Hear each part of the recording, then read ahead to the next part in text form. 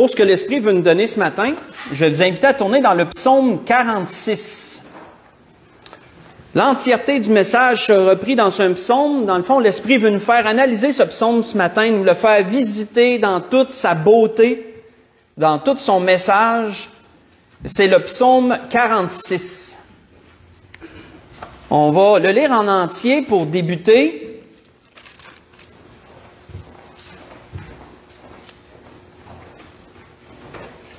Le psaume 46, il va comme suit: au chef des chantres des fils de Coré sur Alamoth. Cantique. Sur Alamoth, autrement dit, j'ai fait une recherche parce que j'étais curieux, puis c'est soprano. C'est comme un thème de voix, dans le fond. C'est pour démontrer un thème de voix. Donc, Dieu est pour nous un refuge et un appui, un secours qui ne manque jamais dans la détresse. C'est pourquoi nous sommes sans crainte quand la terre est bouleversée et que les montagnes chancellent au cœur des mers. Quand les flots de la mer mugissent, écument, se soulèvent jusqu'à faire trembler les montagnes. Il est un fleuve dont les courants réjouissent la cité de Dieu, le sanctuaire des demeures du Très-Haut. Dieu au milieu d'elle n'est point ébranlé, Dieu la secourt dès l'aube du matin. Les nations s'agitent, des royaumes s'ébranlent, il fait entendre sa voix, la terre se fond d'épouvante. L'Éternel des armées est avec nous, le Dieu de Jacob est pour nous une haute retraite. Venez contempler les œuvres de l'Éternel, les ravages qu'il a opérés sur la terre. C'est lui qui a fait cesser les combats jusqu'au bout de la terre. Il a brisé l'arc et il a rompu la lance. Il a consumé par le feu les chars de guerre. Arrêtez et sachez que je suis Dieu. Je domine sur toutes les nations, je domine sur la terre. L'Éternel des armées est avec nous, le Dieu de Jacob est pour nous une haute retraite. On va arrêter ici. On voit, frères et sœurs, dans ce psaume, le psaume 46, que ce psaume est un psaume de confiance en Dieu. Un psaume de confiance en Dieu et un psaume de louange. Un psaume qui exprime la foi dans le refuge, dans le fait que Dieu est un refuge, et la foi également dans le fait que Dieu est un secours dans les temps de détresse et de difficulté. Quand on fait une brève recherche sur les fils de Coré, quand même intéressant de s'y arrêter, ce n'est pas le seul psaume qu'on voit des fils de Coré. Quand on parcourt les psaumes, ils ont écrit quelques psaumes, ces fils de Coré. Si vous voulez les prendre en note pour les lire durant la semaine, ils ont écrit le psaume 42, le psaume 44 jusqu'à 49, le psaume 84, 85 et le psaume 87 et 88. Donc, comme vous voyez, ils ont quelques psaumes à leur actif, les fils de Coré, et leurs psaumes tournent pas mal toujours alentour des mêmes thèmes. Ils ont pas mal toujours une même idée à travers leurs psaumes. C'est des psaumes de louange. C'est des psaumes qui expriment la gloire de Dieu. On parlait tantôt de louer l'Éternel. Dans le fond, de louer l'Éternel pour ses hauts faits. Ça fait partie des thèmes qu'ils amènent, qu'ils promulguent à travers leurs psaumes. C'est des psaumes de confiance en Dieu qui démontrent une grande confiance en Dieu et des psaumes de délivrance aussi. On voit que les fils de Coré, quand on fait une recherche sur eux, c'était des portiers. Il y en avait certains qui étaient des portiers et il y en avait d'autres qui étaient des musiciens. Ils étaient des chantres, pas les musiciens, mais ceux qui chantaient dans la chorale. C'était des portiers et des chanteurs dans le temple de Dieu à Jérusalem. On voit qu'ils officiaient là et on peut voir cela. Je vous donne des versets pour que vous puissiez, si vous voulez faire la petite recherche. 1er Chronique 9, verset 19, on voit cela.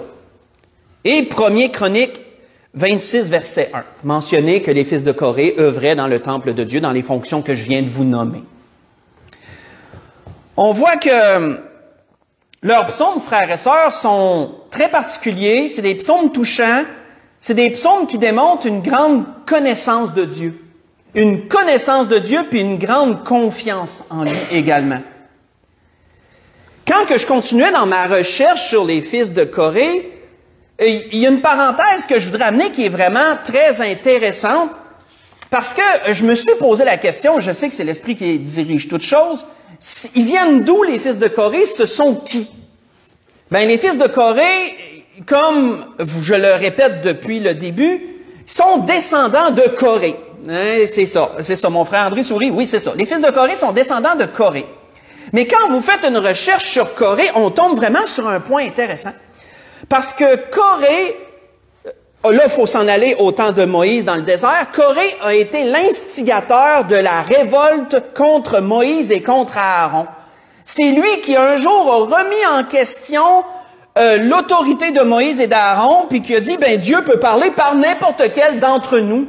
Parce que Corée était un Lévite, faisait partie des Lévites, et donc, il a amené l'idée que Moïse et Aaron s'élevaient en orgueil, puis que Dieu pouvait parler par n'importe quel de eux. Et donc, Moïse avait dit, ben, on va mettre à l'épreuve vos dires, et devant Dieu, vous allez allumer un feu. Nous, Aaron va allumer un feu, et on va offrir chacun un sacrifice à Dieu, on va offrir une offrande à Dieu.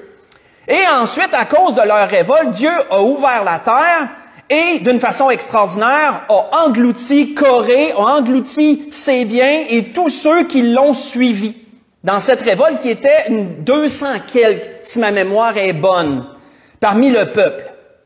Mais Dieu, dans sa bonté, a permis à ses fils de vivre.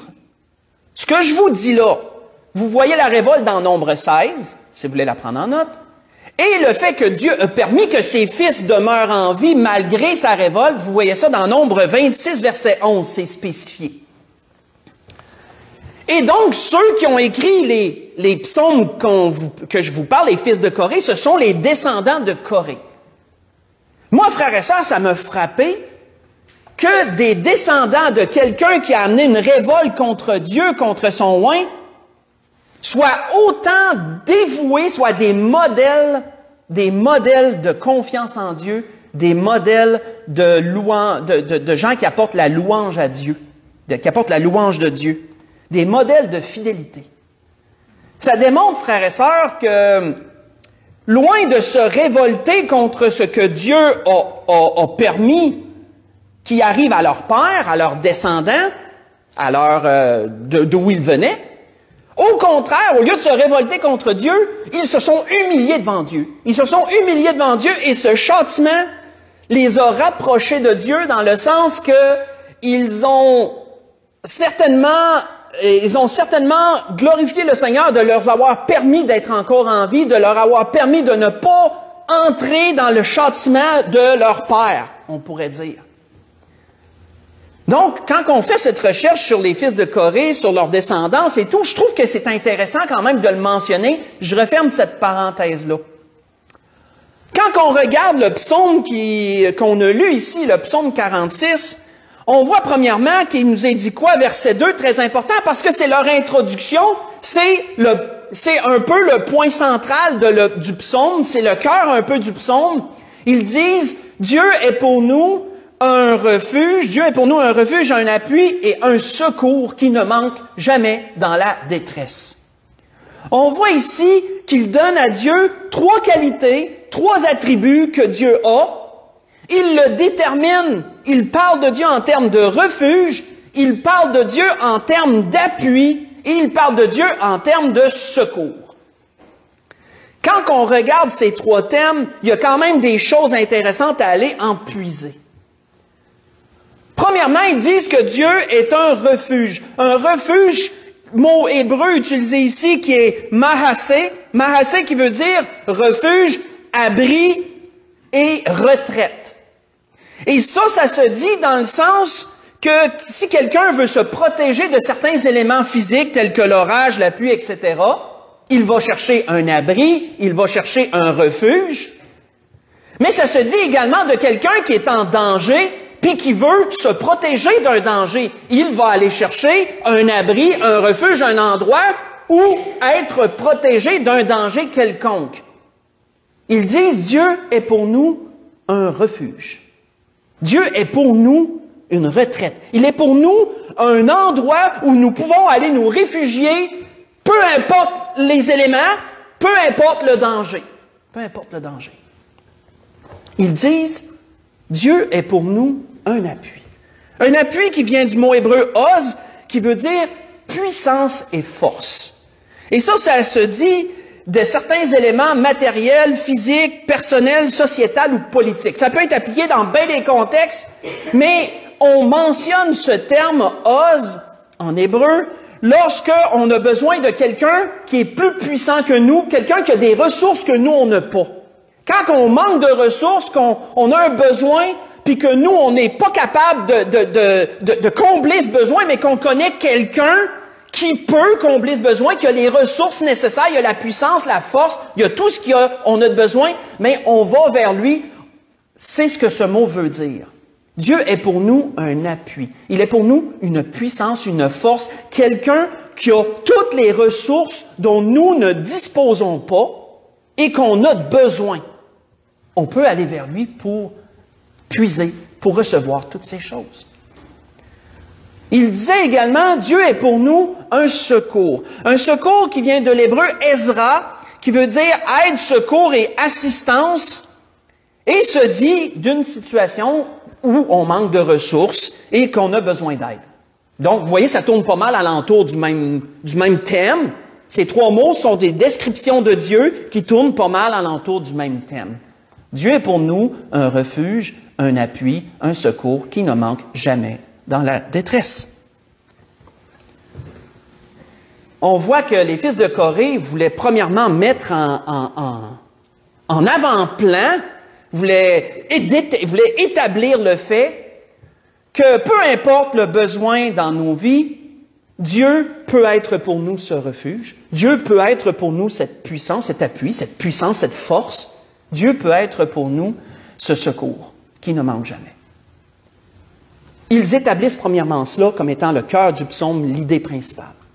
Et ensuite, ils font quoi? Ensuite, ils nous décrivent des éléments. Ils nous décrivent des intempéries terrestres. Ils parlent de terre qui tremble, parlent de tremblement de terre, ils nous parlent d'eau qui mugissent, de vagues qui se soulèvent à des hauteurs incroyables et qui font trembler. Ils nous parlent de toutes sortes d'éléments comme ça. Quand je faisais une recherche là-dessus, j'ai essayé de trouver dans quel contexte ils pouvaient dire ça, et j'ai pas vraiment réussi. Dans le sens que tous les écrits dans lesquels j'ai été qui nous parlent de leur description disent qu'ils ne sont pas sûrs dans quel contexte les fils de Corée ont pu dire ça. Mais il y a certaines théories intéressantes que certains théologiens ont exposées, que ça pouvait être dans un grand malheur. Autrement dit, Israël se retrouvait dans un temps très difficile, dans soit une guerre, soit un siège, mais une épreuve difficile où la présence de Dieu et sa délivrance étaient vraiment nécessaires. Ça pouvait être le contexte. Certains ont amené l'idée que ça pouvait être le contexte dans lequel ils ont écrit ces lignes. Un point intéressant, c'est que quand on regarde les références, parce qu'il y a souvent des références au-dessus des psaumes et même de d'autres versets, les références nous amènent directement dans Ésaïe chapitre 36 et 37, où le roi d'Assyrie, Sanchérib, est venu établir un siège sur Jérusalem dans le but de s'en emparer, au temps du roi Ézéchias et du prophète Ésaïe. Les références nous mènent directement là. Est-ce que c'est ça, ou est-ce que c'est seulement pour nous amener un exemple de ce que ça pourrait être? On ne le sait pas. Mais frères et sœurs, ce qui est intéressant, c'est qu'est-ce que le roi Ézéchias a fait, lui, lorsque le roi d'Assyrie est venu avec son armée établir un siège sur Jérusalem. Qu'est-ce que le roi Ézéchias a fait? Comment a-t-il réagi? Ça, c'est très intéressant de le regarder. Et je vous invite à tourner avec moi dans 2 Rois 19. Sans perdre le psaume 46, on va y revenir. Mais tournons dans 2 Rois 19 et allons voir comment le roi Ézéchias a réagi, lui, à cette menace-là. Lorsque, imagé, on pourrait dire que la terre tremble, les flots écument jusqu'à faire trembler les montagnes, etc. C'était des images que les fils de Corée amenaient pour démontrer les dangers que peuvent arriver dans la vie, les intempéries, les difficultés qui peuvent survenir. C'est ce qu'ils voulaient imager à travers ces éléments-là. Ça nous amène, par référence à cette situation-là, qu'ont vécu le roi Ézéchias et le prophète Ésaïe. Mais comment Ézéchias, le roi, a-t-il réagi? Ça, c'est un modèle. Ça, c'est un modèle. On voit dans 2 Rois 19, partir du verset 2 Rois 19, à partir du verset 14, que lorsque l'émissaire du roi d'Assyrie, Sanchérib, émissaire du nom de Rabshakeh, est venu auprès des murailles de Jérusalem, a insulté Dieu, insulté le peuple, et a fait livrer une lettre au roi de la part du roi d'Assyrie pour lui dire, regarde, je te laisse tant de temps, mettons, c'est des termes, autrement dit, c'est des termes pour dire tu dois capituler, tu dois te soumettre à mon autorité, Dieu ne te délivrera pas, etc., etc. Lorsqu'Ézéchias a reçu cette lettre-là, qu'est-ce qu'il a fait avec ça? On voit qu'il nous est dit au verset 14, 2 Rois 19, verset 14, Ézéchias prit la lettre de la main des messagers et la lut. Puis il monta à la maison de l'Éternel, la déploya devant l'Éternel, à qui il adressa cette prière. Éternel Dieu d'Israël, assis sur les chérubins, c'est toi qui es le seul Dieu de tous les royaumes de la terre. C'est toi qui as fait les cieux et la terre. Éternel, incline ton oreille et écoute. Éternel, ouvre tes yeux et regarde. Et entends les paroles de Sanchérib, qui a envoyé Rabshakeh pour insulter le Dieu vivant. Il est vrai, ô Éternel, que les rois d'Assyrie ont détruit les nations et ravagé leur pays, et qu'ils ont jeté leurs dieux dans le feu, mais ce n'était point des dieux, c'était des ouvrages de main d'homme, du bois et de la pierre, et ils les ont réduits à rien. Maintenant, Éternel notre Dieu, délivre-nous de la main de Sanchérib, et que tous les royaumes de la terre sachent que toi seul es Dieu, ô Éternel. On va arrêter ici. Verset 20 est important aussi. Verset 20. Alors, après la prière du roi, alors Ésaïe, fils d'Amoz, envoya dire à Ézéchias, « Ainsi parle l'Éternel, le Dieu d'Israël, j'ai entendu la prière que tu m'as adressée au sujet de Sanchérib, roi d'Assyrie. » On va arrêter ici. On voit, frères et sœurs, quoi ici? On voit que le roi a fait exactement ce que les fils de Corée nous ont dit dans le psaume 46. Lorsque le roi a vu la menace et le danger venir à sa porte, qu'est-ce qu'il a fait, le roi? Le roi est allé directement vers Dieu. Il a considéré Dieu comme un refuge, un appui et un secours. Il est allé dans la maison de l'Éternel, a déployé la lettre devant Dieu, symboliquement, parce que Dieu, il savait bien que Dieu pouvait la lire, même si elle était fermée, la lettre. Il l'a déployée, c'est symboliquement pour démontrer, pour mettre encore plus d'appui sur comment il se sentait. Et il a ouvert son cœur à Dieu, il a raconté à Dieu tous comment il se sentait à travers ça. Il a raconté à Dieu la menace qui pesait sur eux. Il a raconté à Dieu comment il était quand même puissant, ce roi-là, et tout ce qu'il avait fait aux autres nations. Il a tout raconté à Dieu. Et on voit qu'après sa prière, qu'est-ce qu'il nous est dit? Dieu a dit, j'ai entendu. J'ai entendu ce que tu m'as dit. On voit que Dieu, et on ne le lira pas, mais si vous voulez lire le restant, je vous invite à le faire durant la semaine, Dieu les a délivrés d'une façon puissante de cette menace-là. Dieu a démontré que le roi d'Assyrie n'était pas sorti de son contrôle, que c'est Dieu qui contrôlait toutes choses, c'est Dieu qui avait permis ce qui arrivait là, et c'est Dieu qui a permis aussi ce qui avait arrivé par la suite. Et une phrase que je me souviens qui vraiment est déterminante de comment Dieu peut agir. Dieu a dit au roi d'Assyrie, je vais mettre mon anneau à tes narines, puis je vais te tirer comme un bœuf. Je vais t'amener là où moi je veux t'amener. C'est pour démontrer que c'est Dieu qui est en contrôle sur tous les royaumes de la terre et sur tout ce qui se décide. On parlait de politique tantôt, c'est une bonne chose à inclure là-dedans. Dieu est en contrôle sur tout ce qui se passe, au niveau politique et autres. On voit que, comme je l'ai mentionné, les images de chaos naturel qu'ils ont amenées ici, d'eau tumultueuse, etc., les fils de Corée les ont utilisés pour démontrer les dangers, pour démontrer les épreuves de la vie, pour démontrer les choses qui peuvent survenir dans nos vies. Des choses qui peuvent nous bouleverser, des choses qui peuvent nous ébranler, des choses qui peuvent nous déranger grandement. Et comment, à travers de ces choses, Dieu est pour nous un refuge, un appui, un secours, qui ne manque jamais dans la détresse. Mes frères et sœurs, ça nous amène à un point intéressant à méditer. Comment nous réagissons lorsque des choses surviennent qui sont grandes dans nos vies, qui peuvent nous bouleverser ou nous déranger, qui nous déstabilisent? Comment nous, on réagit dans ces situations-là? Est-ce que, premièrement, on panique? Est-ce qu'on s'appuie sur notre sort? Est-ce qu'on s'apitoie puis qu'on se demande pourquoi ça m'arrive à moi, etc.? Comment on réagit? Est-ce qu'on réagit tout de suite en se disant, je vais aller consulter les hommes, je vais demander des expertises? Ou est-ce qu'on va premièrement vers Dieu? Comment réagit-on quand des choses comme des choses bouleversantes peuvent arriver? Comment réagit-on? Est-ce qu'on fait comme le roi Ézéchias, c'est qu'on se met directement en prière et qu'on demande directement à Dieu, premièrement, avant toute autre chose, de nous venir en aide dans cette situation-là, d'intervenir? Comment réagissons-nous? Mes frères et sœurs, on voit que la réponse serait d'aller premièrement vers Dieu directement. Si Dieu est pour nous un refuge, un appui et un secours, c'est la première personne vers qui on va aller, avant toute autre chose. Ça ne veut pas dire qu'on ne peut pas aller chercher des expertises. Ça ne veut pas dire qu'on ne peut pas être un peu stressé d'une situation. C'est humain, on est dans une chair, on est dans un corps de faiblesse, c'est normal. Ça va arriver. Et nous, on doit contrôler ce véhicule-là. Hein. On doit contrôler ce corps-là qui réagit au stress environnant.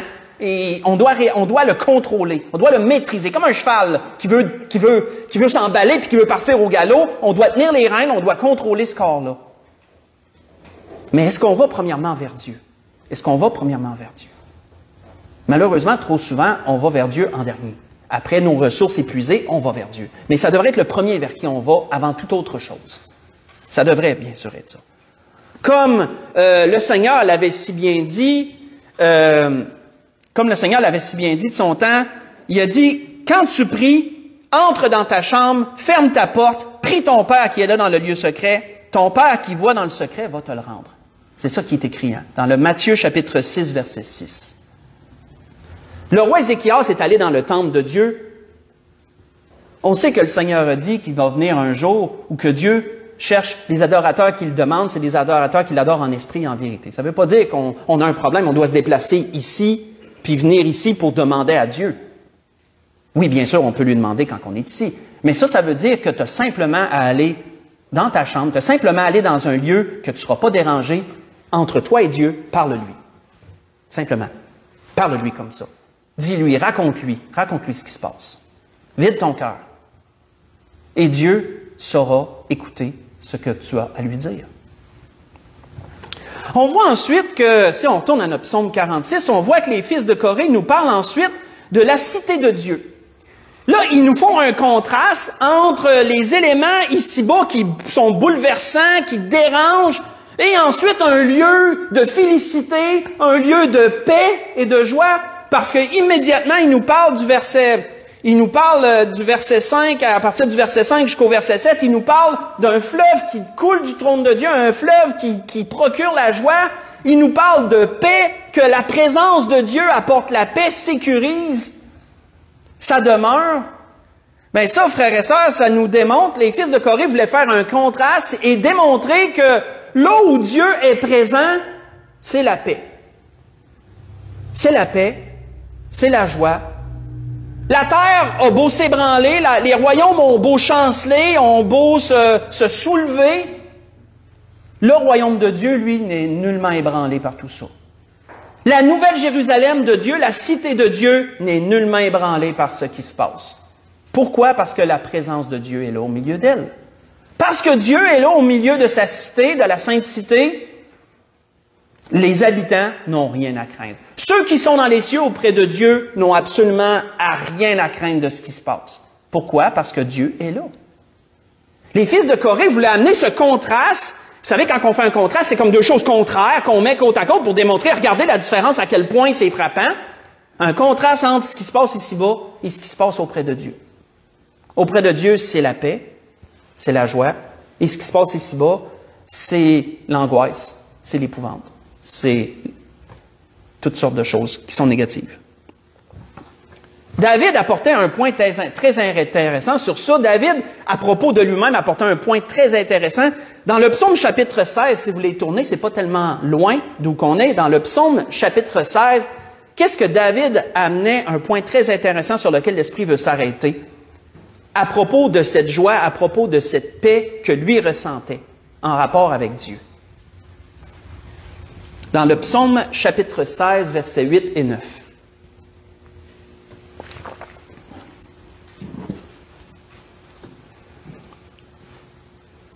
Psaume chapitre 16, versets 8 et 9. Où David disait, « J'ai constamment l'Éternel sous mes yeux. Quand il est à ma droite, je ne chancelle pas. Aussi mon cœur est dans la joie, mon esprit dans l'allégresse, et mon corps repose en sécurité. » On va arrêter ici. On voit qu'ici, David nous décrit pas mal ce que les fils de Corée ont décrit à propos de la cité de Dieu. David ressentait la présence de Dieu auprès de lui, et la présence de Dieu auprès de lui procurait la joie, la paix, et il disait même qu'il se sentait, son corps était en sécurité. Qu'autrement dit, son corps ne ressentait pas tous les effets des éléments extérieurs qui viennent le produire, hein, l'angoisse, etc. Son corps ressentait la sécurité malgré tout ce qui se passait autour de lui. Mais ça, frères et sœurs, c'est parce qu'il y avait un point très intéressant que David dit. Il dit au début, « J'ai constamment l'Éternel sous mes yeux. » Ça, l'Esprit m'a arrêté là-dessus. « J'ai constamment l'Éternel sous mes yeux. » Ça veut dire quoi, ça? Ça veut dire quoi d'avoir constamment l'Éternel sous ses yeux? Quand on médite sur ça, on comprend que ça veut dire que David considérait Dieu dans toutes les sphères de sa vie. David lisait la parole de Dieu, la loi de Dieu. David priait Dieu. David se rendait au temple de Dieu. Tout ce que David faisait, il y avait Dieu là-dedans, d'une façon ou d'une autre, pour le dire en termes simples. Et ça, c'est une image qui amène qu'il y avait constamment Dieu sous ses yeux. Autrement dit, il regardait toujours vers Dieu, peu importe les choses qu'il faisait dans sa vie, Dieu était dedans d'une façon ou d'une autre. Il avait Dieu sous ses yeux. Et ça, d'avoir Dieu sous ses yeux comme ça, lui faisait ressentir la présence de Dieu auprès de lui, et cette présence de Dieu auprès de lui amenait joie, paix, etc. et sécurité. Frères et sœurs, les fils de Corée voulaient amener à travers leur image que si la présence de Dieu dans les cieux amène paix et sécurité à tous ceux qui y habitent, bien, la présence de Dieu ici-bas auprès de nous peut faire la même chose. Parce que Dieu, qu'il soit présent là, qu'il soit présent ici, c'est la même présence, c'est le même Dieu. Donc, les mêmes effets. En bout de ligne, les mêmes effets. Frères et sœurs, est-ce que nous aussi, on peut dire qu'on a Dieu constamment sous nos yeux? C'est encore une bonne question qu'on peut se poser. Si nous pouvons dire que nous avons Dieu sous nos yeux, nous ressentirons la présence de Dieu également auprès de nous. Et les mêmes effets que sont décrits ici seront décrits pour nous aussi, décriveront aussi ce que ça va nous procurer d'avoir la présence de Dieu. Avoir la présence de Dieu, avoir Dieu sous nos yeux, je le répète, c'est d'avoir Dieu dans tous les sphères de notre vie. C'est de savoir prendre des temps avec Dieu. Et quand je méditais là-dessus, de prendre des temps avec Dieu, malheureusement, certains pourraient dire, oui, mais j'en prends des temps avec Dieu. Mais quel genre de temps tu prends avec Dieu? Le Seigneur m'a montré des choses durant la semaine là-dessus que moi-même, des fois, je fais, puis je me dis, OK, est-ce que le temps qu'on prend pour Dieu, est-ce que c'est du temps de qualité ou sinon, si on utilise le même temps que d'autres choses? Parce que vous savez, on est dans une société qui tend à maximiser son temps. Vous avez sûrement déjà entendu ça, maximiser notre temps. Autrement dit, c'est comme une femme, faites 10 tâches en même temps. Tu sais, fais pas qu'une affaire à la fois comme un homme, ça va pas assez vite, fais-en 10 en même temps. Là. Ça, c'est de maximiser son temps. En même temps que tu fais ça, tu fais d'autres choses en même temps, puis tu fais d'autres choses en même temps. Comme ça, tu fais beaucoup de tâches en même temps. Mais ça fonctionne pas avec Dieu, frère. On ne peut pas maximiser notre temps avec Dieu, de dire, je vais lire dans ma Bible en même temps que je vais manger. Oui, on peut le faire, mais je veux dire, si vous voulez vraiment ressentir la présence de Dieu, vous devez prendre seulement du temps avec Dieu. Et pas en même temps que faire ci, puis en même temps que faire ça, puis je vais sauver du temps comme ça. C'est pas le bon moyen pour avoir Dieu sous les yeux et ressentir la présence de Dieu. Ça ne veut pas dire que vous ne pouvez pas lire la Bible en mangeant. Je suis pas en train de dire ça.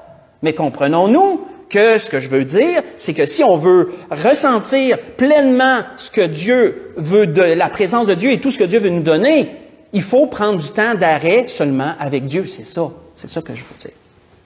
C'est ça que je veux dire. Donc, quand on a Dieu sous les yeux, c'est qu'on prend ce temps d'arrêt-là seulement avec Dieu.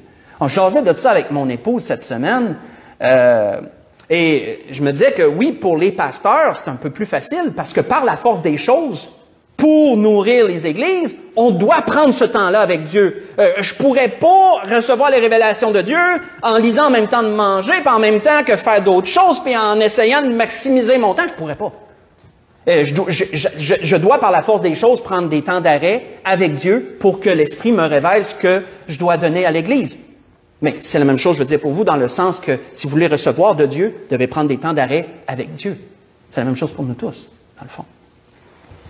Avoir Dieu sous les yeux, frères et sœurs, c'est quelque chose à méditer. Avoir Dieu constamment sous les yeux. Si nous voulons ressentir pleinement la présence de Dieu, c'est un prérequis. Avoir Dieu sous les yeux. On voit ensuite que les fils de Corée nous amènent de contempler les œuvres de Dieu. Hein, à partir du verset 8 jusqu'au verset 12, les fils de Corée amènent l'idée qu'on doit regarder ce que Dieu fait. Prendre le temps de regarder ce que Dieu a fait, les délivrances qu'il a fait dans le passé. Qu'est-ce que Dieu a fait pour nous? C'est ce qu'ils amènent. Et également ce qu'il fera pour nous. Parce que si Dieu a délivré de telle et telle situation dans le passé qu'on peut se souvenir comment Dieu est intervenu, mais ça veut dire que Dieu va le faire aussi dans l'avenir, parce qu'on a le même Dieu qui est fidèle. Si Dieu le fait, pourquoi Dieu ne le ferait pas encore? Dieu va le faire encore. Il faut simplement avoir la foi en lui et marcher selon sa volonté, et Dieu va accomplir, Dieu va écouter, Dieu va le faire, Dieu va agir. Le point, je dirais, intéressant avant d'aller à la conclusion, du verset 8 au verset 12, dans cette idée que les fils de Corée amenaient, c'est le verset 11 qui dit, là, les fils de Corée, dans le verset 11, au milieu de tous ces versets, dans le verset 11, les fils de Corée amènent l'idée, regardez qui est Dieu. Hein, parce qu'il dit au verset 11, si j'y retourne, oui, il dit au verset 11, arrêtez et sachez que je suis Dieu. Hein, là, c'est Dieu qui parle. Hein, Dieu qui parle au milieu de ce que les fils de Corée amènent.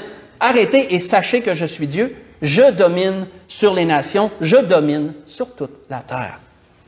Quand on regarde ici le nom de Dieu qui est employé, parce que vous savez, Dieu est employé, il est appelé de différents noms à travers la Bible. Le nom de Dieu ici en hébreu, c'est Elohim. Elohim. Et ça, c'est un nom intéressant, Elohim, parce que ça décrit Dieu comme étant le puissant, le seul vrai. Ça décrit Dieu ainsi. Elohim décrit Dieu comme étant le puissant, comme étant le seul vrai Dieu. Et c'est le seul nom de Dieu qui est au pluriel. Père, Fils et Esprit, je vous donne un indice. Là. Mais c'est le seul nom de Dieu qui est au pluriel. Mais il décrit Dieu comme étant un puissant, comme étant le seul. Il n'y en a pas d'autre. Là. Quand que le nom Elohim est employé pour décrire Dieu, c'est qu'il n'y en a pas d'autre que lui. C'est le puissant, c'est le seul. C'est le seul. Et ça, frères et sœurs, le nom de Dieu, Elohim, est le premier nom qui a été donné à Dieu dès la Genèse, chapitre 1, verset 1. Et Dieu, au commencement, Dieu créa. Elohim. Et au commencement, Dieu créa. C'est le nom de Dieu, le premier nom de Dieu qui a été donné dès la Genèse. Et c'est le nom de Dieu qui est le plus mentionné dans l'Ancien Testament pour décrire Dieu. Je me souviens plus, au-dessus de 200 quelques fois, je me souviens plus exactement du nombre, mais c'est le même nom de Dieu qui est mentionné partout dans le psaume 46 en passant. Partout où il est écrit Dieu dans le psaume 46, c'est toujours Elohim. C'est toujours Elohim. Et c'était ça que l'Esprit voulait nous révéler ce matin. L'Esprit voulait ce matin prendre le psaume 46, un beau psaume que les fils de Corée ont écrit, et en même temps démontrer qui étaient les fils de Corée, un peu leur passé, un peu d'où qu'ils viennent. Démontrer, frères et sœurs, que Dieu est pour nous un refuge et un appui. Nous avons besoin, frères et sœurs, de se remémorer ces choses, parce qu'on vit parfois des choses difficiles, et on a besoin de considérer cela d'une façon importante dans nos vies. On a besoin d'avoir Dieu sous les yeux. On a besoin de ressentir la présence de Dieu dans tous nos besoins. Parce que, comme on l'a mentionné, on sait que des bouleversements s'en viennent vraiment. Et je le crois encore, je le ressens toujours. Je ne peux pas dire quoi, mais je sais qu'il y a des choses qui s'en viennent. Et je sais que ça va être très ébranlant pour tous, y compris nous. Et donc, ceux qui seront armés de cette pensée, ceux qui vraiment auront pas juste de paroles, mais vraiment de cœur et de compréhension, de vécu, d'expérience, là, considérer que Dieu est un refuge, un appui et un secours, ceux qui auront Dieu sous leurs yeux constamment, vont être capables de traverser ça, je dirais, beaucoup plus facilement. Parce qu'ils ne ressentiront pas les mêmes stress, les mêmes angoisses, ils ne seront pas bouleversés comme les gens. Parce que Dieu, la présence de Dieu sera là pour calmer le jeu. La présence de Dieu sera là pour tout apaiser. Parce que Dieu, où Dieu est présent, c'est la paix, c'est la joie, c'est la sécurité. Et l'Esprit voulait nous ramener ces choses ce matin à travers ce beau psaume. Pour conclure, on va aller dans le psaume 100 pour conclure. On va conclure là ce matin ce que l'Esprit a voulu nous donner dans le psaume chapitre 100. Et qui n'a pas été écrit par les fils de Corée, mais qui est quand même un bon récapitulatif de tout ce qu'ils nous ont mentionné.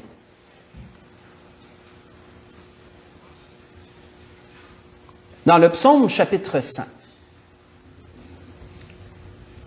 qui est dit psaume de louange. Poussez vers l'Éternel des cris de joie, vous tous habitants de la terre. Servez l'Éternel avec joie, venez avec allégresse en sa présence, et sachez que l'Éternel est Dieu. C'est lui qui nous a fait, et nous lui appartenons. Nous sommes son peuple, le troupeau de son pâturage. Entrez dans ses portes avec des louanges, dans ses parvis avec des cantiques. Célébrez-le, bénissez son nom. Car l'Éternel est bon, sa bonté durera toujours, et sa fidélité de génération en génération. Amen. Puissions-nous, frères et sœurs, comme les fils de Corée, considérer Dieu comme ce refuge, comme ce secours, comme cet appui.